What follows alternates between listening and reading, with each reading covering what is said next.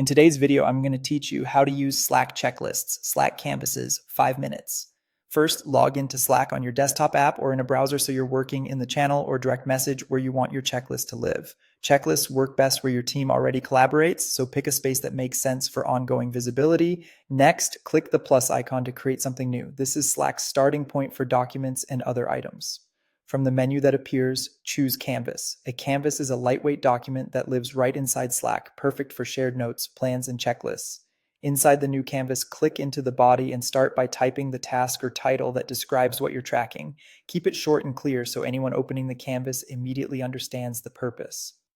To turn items into actionable checkboxes, press the / key and type checklist, or use the formatting toolbar to select the checklist option. Each line becomes its own checklist item. Write out your tasks one per line so they're easy to scan and complete. As work progresses, click the empty box next to an item to mark it done. You'll see it change visually to a checked state. This makes status clear at a glance and helps the team see momentum without hunting through long message threads. To organize your canvas, add headers for sections like To Do, In Progress, and Done. Use clear headings to group tasks by status or owner. This simple structure keeps the checklist tidy and reduces confusion as it grows.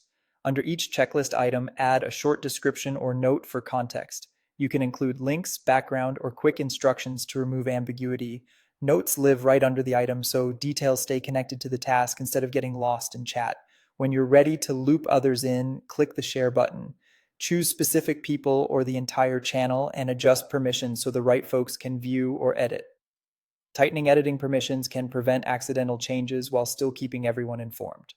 Finally, add the canvas to the channel tab so it's always easy to find. This makes the checklist a permanent reference at the top of the channel, not buried in messages, and encourages your team to keep it updated. That's it. Log in, create a canvas, build a checklist, mark progress, organize with headers, add helpful notes, share access, and pin it to the channel. You now have a simple shared checklist in Slack that your team will actually use.